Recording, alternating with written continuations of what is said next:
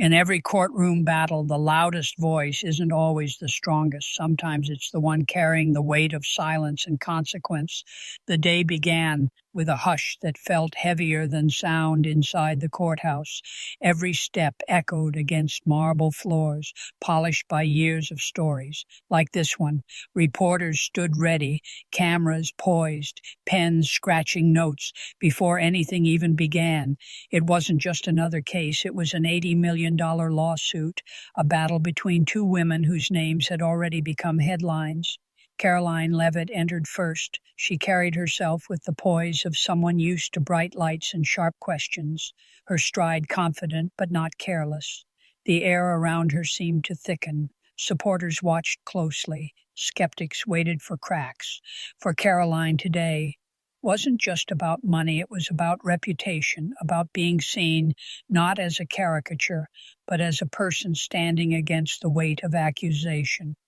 Moments later, Jasmine Crockett arrived. Her presence was equally magnetic, though different in tone.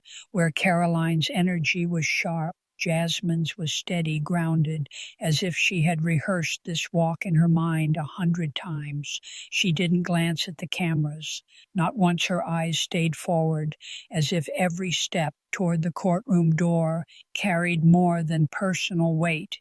It carried responsibility. The courtroom itself felt like a stage, but not one built for performance. It was solemn, structured, designed for clarity. The judge's bench loomed.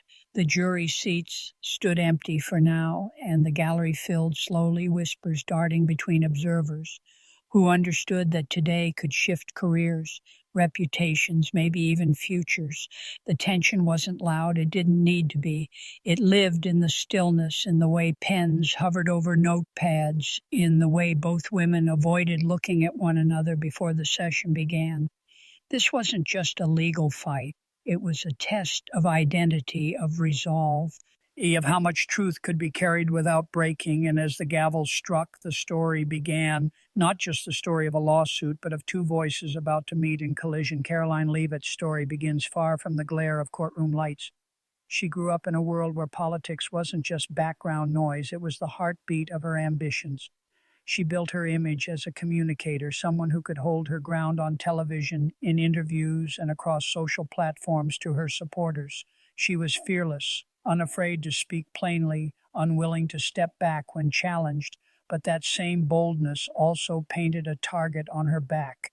Every word, every choice, every stance became something others could twist, question, or use against her. Now facing a lawsuit of this scale, Karoline knew that her name wasn't just hers anymore. It was tied to something larger. Her credibility, her future in the public eye, her very place in the conversation. Across from her stood Jasmine Crockett, no stranger to the storm herself. Known for her sharpness in debate and her unapologetic presence, Jasmine carried herself with a confidence that wasn't loud but firm. She had learned long ago that silence could be as commanding as any speech. Her background wasn't defined by spotlight alone. It was built on persistence, long hours, and a steady climb that required as much resilience as ambition. To some, she represented strength and unwavering force that didn't bow under pressure to others. She was a figure to resist, someone whose confidence could be mistaken for defiance. Both women had carved paths that demanded respect, yet both carried burdens invisible to the crowd. Watching Karoline carried the weight of proving that her voice wasn't just political theater. Jasmine carried the responsibility of ensuring her role wasn't misread as aggression, but as conviction. The stakes of this lawsuit stretched beyond the legal battle. For Karoline, losing meant more than a financial blow. It meant surrendering the narrative, allowing others to define who she was. For Jasmine, standing strong meant protecting not just her own integrity, but the principle that influence and visibility don't place someone above accountability. As observers filled the room, you could feel the tension of two very different lives colliding. This wasn't a clash of stereotypes or headlines. It was human, layered, and deeply personal. On one side, a woman fighting to preserve preserve her reputation and career on the other, a woman determined to hold firm, to show that resilience in the face of pressure could be just as powerful as any argument. The air between them wasn't filled with insults or shouting. It was filled with something heavier, expectation. Everyone in the room knew this wasn't just a case about money. $80 million was the number, but the real stakes were harder to count: credibility, legacy, and the quiet fight over who gets to define the truth. And so the courtroom became more than a legal arena. It became a mirror reflecting the weight of two voices, two perspectives, and the unspoken question of whose silence, whose words, and whose resolve would carry further. The gavel struck again, calling the courtroom to order. At that moment, the silence carried more weight than any opening word could. This was the first time Karoline and Jasmine would speak directly into the same space, their voices no longer separated by headlines, commentary, or speculation. It was here in the charged air of the courtroom that their perspectives collided. Caroline's team began, her attorney rising. With carefully measured confidence, he spoke of her as a woman unfairly targeted, someone whose reputation had been twisted, whose name had been dragged into a storm larger than any one individual shoe. L.D. Carey, his words, painted her not as a figure of politics alone, but as a human being caught in the machinery of public scrutiny. The argument was clear. This lawsuit wasn't just about money, it was about defending her right to exist in public life without being crushed by accusations that felt both overwhelming and deeply personal. Jasmine's side responded with equal clarity. Her attorney's words were steady, deliberate, chosen not to inflame, but to ground. He spoke of accountability, of the importance of truth in a world where narratives often overshadow facts. Jasmine was framed not as someone seeking spectacle, but as someone standing firm in the face of pressure, unwilling to let influence silence responsibility. The message was just as powerful. The lawsuit wasn't about tearing someone down, but about ensuring that public figures could not rise above the same standards expected of anyone else. For a while, it felt like a measured exchange, voices balancing logic and reason. But beneath the composure, tension began to hum, faint at first, then louder with each argument. Karoline sat straight, her jaw set, eyes fixed forward. Jasmine leaned slightly forward herself, not aggressive but engaged, unwilling to yield an inch in posture or presence. The clash wasn't in shouting, it was in the way silence followed each statement, in the way the room seemed to lean toward one side, then the other. A juror's brow furrowed, a reporter scribbled faster. Every gesture, every pause carried meaning. The atmosphere itself became an unseen participant, pressing both sides closer to the edge of confrontation. At one point, Karoline's attorney emphasized the sheer weight of the demand. $80 million, a sum that seemed almost impossible to process. He framed it as excessive, an attempt to overwhelm through numbers alone. The gallery murmured, the sound quickly hushed by the judge. It was a subtle moment, but it marked the shift. Numbers had become symbols, and symbols had become weapons. Jasmine's attorney countered without raising his voice. He explained that the figure wasn't just about money, but about consequence. It was meant to reflect the scale of harm, the magnitude of impact. It was less about wealth and more about accountability, about showing that choices in the public arena carry weight that can't simply be dismissed. From that moment, the clash became sharper. Karoline's supporters whispered about unfair targeting, about ambition being punished. Jasmine's supporters murmured about responsibility, about strength being tested under fire. Neither side needed to speak directly to one another. Their stories, their very presences were doing the speaking for them. By the end of that day's session, it wasn't the words that lingered most, it was the tension in the air, The way both women rose when court adjourned, their eyes not meeting, but their silence saying more than words could. The clash had begun, and though it was still wrapped in formality, everyone in that room could feel the momentum building. The collision was no longer a possibility. It was inevitable beyond the courtroom, beyond the polished words of attorneys and the heavy sound of the gavel. There lived a quieter reality, one that rarely makes the headlines. It was the story of someone caught in the ripple effects of cases like this, an ordinary citizen who felt the weight of public battles more deeply than most. Her name was Claire. She wasn't a lawyer or a politician. She wasn't tied to the lawsuit directly. She was simply someone who had lived long enough to understand how words, reputations, and accusations can shape lives in ways far beyond money. Claire had grown up in a small town where everyone knew each other's names, where reputations were built slowly and could be lost. In an instant, she remembered how one rumor could change the way neighbors looked at you, how a single misunderstanding could paint over years of trust. Watching Karoline and Jasmine's battle unfold, on television, she didn't see only politics. She saw reflections of her own life, the way whispers grew into stories and stories hardened into judgments. Years earlier, Claire herself had faced something quieter, but just as heavy a conflict at her workplace. Small at first, had spiraled until her name was spoken in tones of suspicion. It wasn't an $80 million lawsuit, but to her it felt just as enormous. People she had known for years stopped looking her in the eye. Friends hesitated to call the weight of being misrepresented, of being reduced to a version of herself she didn't recognize, pressed down harder than she thought she could bear.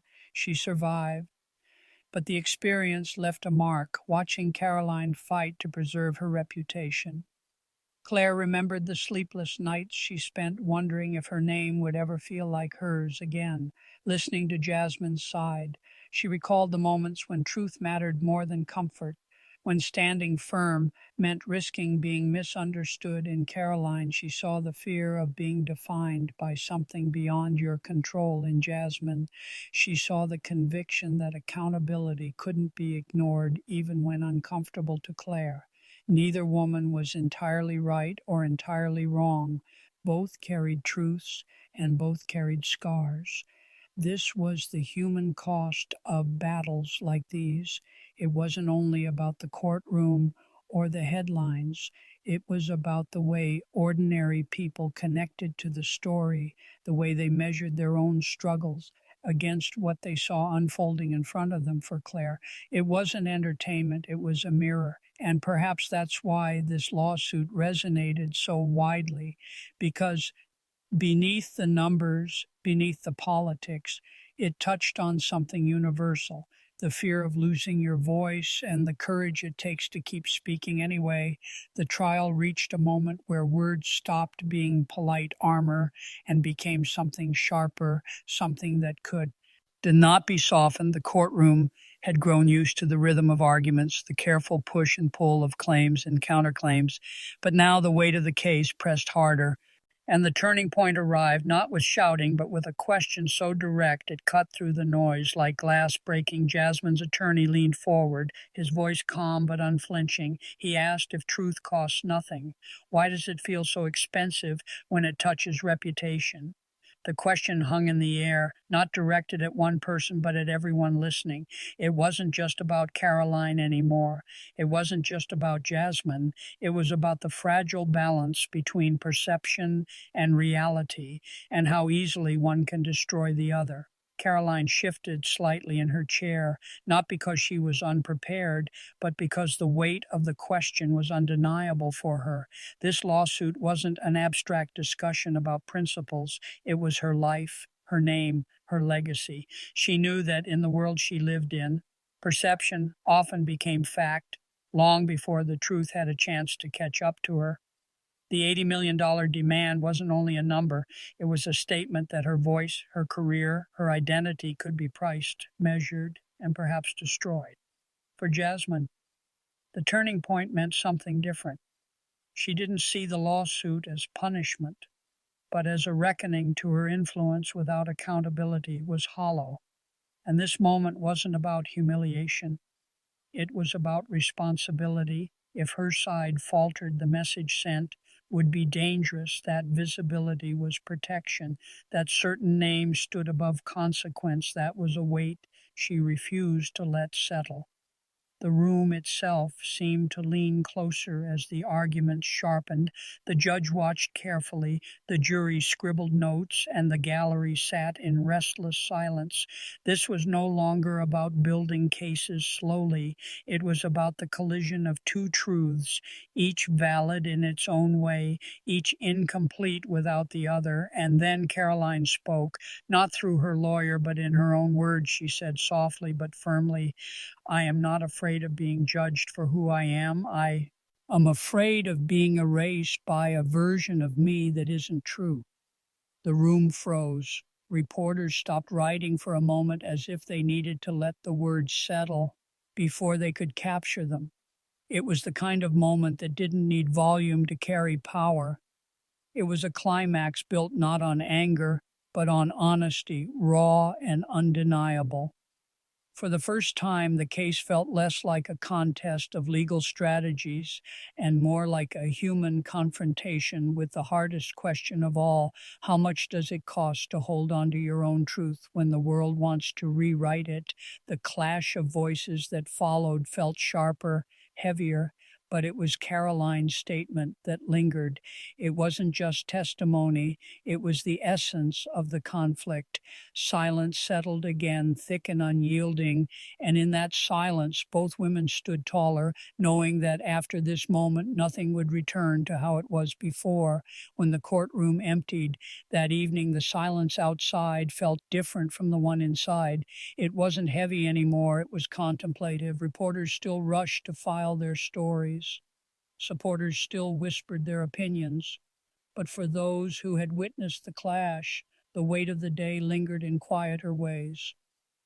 Caroline walked out, not as someone defeated, but as someone who had carried her truth into a space that wasn't built to protect feelings. She had spoken words that would follow her long after the gavel fell for her. The trial wasn't only about numbers or outcomes anymore. It was about proving to herself that her voice could survive even under the heaviest scrutiny. Jasmine left with equal resolve. She hadn't sought spectacle or applause, only the clarity of standing firm. To her, the trial underscored something she had always believed: responsibility has no shortcuts. Influence and visibility might amplify a voice, but they don't erase accountability. And that belief, unshaken, was its own kind of victory. For those who watched, the resolution wasn't simple. There was no neat answer, no side that completely overshadowed the other. What lingered was the recognition that both women carried burdens worth acknowledging. One fought against being erased by misrepresentation, the other stood against the idea that visibility excused consequence in their conflict. A truth emerged. Strength wears many faces, and so does vulnerability. As the courthouse steps cleared, the echo of the day could be summarized not in verdicts but in reflection. These moments remind us that justice is not only about punishment or reward, but about understanding the fragile human realities underneath. One observer leaving the trial was overheard saying quietly, the hardest battles aren't fought to win, they're fought to be seen. And in that single line, the essence of the lawsuit, its tension, its weight, and its meaning was captured long after the doors of the courthouse closed. The story of Karoline Leavitt and Jasmine Crockett continued to echo in conversations far beyond the legal world. For some, it was a tale of power and consequence. For others, it was about pride, survival, and the fragile thread that ties identity to reputation. But for almost everyone, it carried a deeper reminder. Or truth and perception are rarely the same thing, yet both hold the power to shape lives. What happened inside that courtroom wasn't just a legal contest, it was a reflection of how easily people can be reduced to labels, how quickly narratives can overshadow the complexity of human experience. Caroline was more than the accusations she faced. Jasmine was more than the weight of responsibility she carried. And somewhere in the middle, the rest of us were reminded that judgment is never as simple as it looks from the outside. Perhaps that is the quiet lesson of this lawsuit, that beneath numbers, beneath arguments, beneath headlines, there are always people trying to hold on to themselves in a world eager to define them. Some fight to protect their name, others to uphold their principles. Both struggles are real and both leave marks that no verdict can erase. And so the question lingers, not as a demand for an answer, but as a seed of reflection. When history remembers us, will it remember the noise around us or the truth we tried to carry through it?